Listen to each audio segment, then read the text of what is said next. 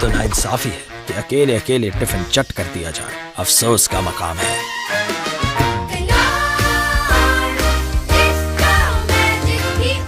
होगा मुझे क्या।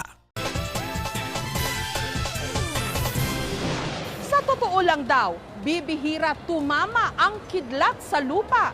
Pero bakit nitong mga nagdaang taon at araw, tila dumarami ang mga tinatamaan nito?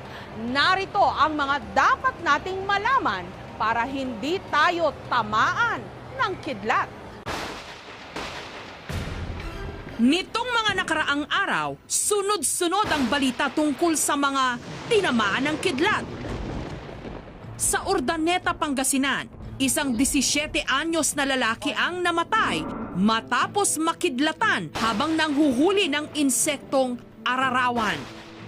2 bangkay rin ang natagpuan sa Coron sa Palawan na hinihinalang pinuksa rin ng kidlat dahil sa mga paso nila sa katawan. Nung humagupit naman ang matatalim na kidlat sa San Mateo sa Rizal, nitong Lunes, nag-iwan din ito ng latay sa mga biktima.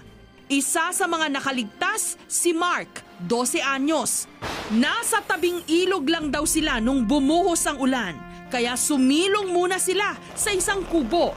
Habang iwinawasiwas daw ng isang lalaking kasama nila ang kanyang cellphone para maghanap ng signal, bigla na lang daw kumidlat at nasapul sila. Una po puti. Malapit na po sa lupa, bigla po naging kulay pula. Biglang sumabog, lahat na kami nagtumbahan. Yung iba po nagtalsikan. Saglit daw siyang nawala ng malay. Paggising niya, iba na raw ang pakiramdam ng kanyang kanang balikat. Para pong namamanid na hindi po may galaw. Para pong mahimatay na kaagad. Yung mga kasama ko po.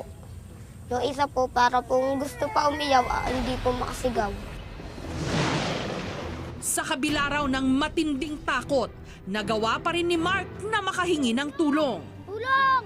Tulong! Nung nangyayari po yung sa kidlat po, nagpapasalamat po ako kasi po nabuhay pa po ako. Kasama sa mga nakaligtas ang 13 anyos na kapatid ni Mark na si Ulysses. Dun sa may kanang bahagi ng balikat niya, nung tinamaan ng kidlat, humagis yung bata, tumama sa pader. Ito yung unang tumakas. Ayon sa doktor na tumingin sa kanila, suwerte raw ang magkapatid na hindi sila napuruhan. Halimbawa, tinamaan ng kidlat, either direct, kung halimbawa direkta or yung kahit yung kalapit nila, yung tinamaan ng kidlat, pwedeng magkaroon ng damage sa loob ng katawan nila. So, itong 2 bata, pinalad naman na hindi sila direktang tinamaan. Yun nga lang, yung isa, nagkaroon pa rin ng episode na nawala ng malay, which is isa sa mga binabantayan kapag ang mga pasyente ay nagkaroon ng tinatawag na lightning burn injuries, yung pagkaroon ng epekto sa utak nila. Pero 2 sa mga biktima ng kidlat na kasama ni na Mark, hindi pinalad na makaligtas. Dito po, nakahiyakap po dito. Yung tinitignan lang po yung nagbabangka. Yung kumidlat po, bigla po siyang nakabaksak na po. Ang 15 anyos na si Jepoy dead on arrival sa ospital. Puro pasa naman ang likod ng 15 anyos na si Pipoy Cristobal.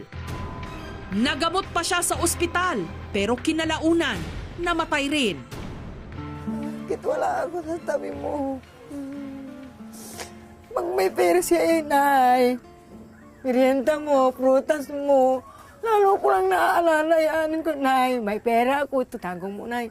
Lalo ko lang naaalala yun, anin ko yung ligaya ng may pera kung wala yung laging nagbibigay ng saya sa akin. Ang unang maapektuhan is yung puso. Pwedeng magkaroon ng arrhythmia or irregularidad sa tibok. Pwede ring totally mag-stop. May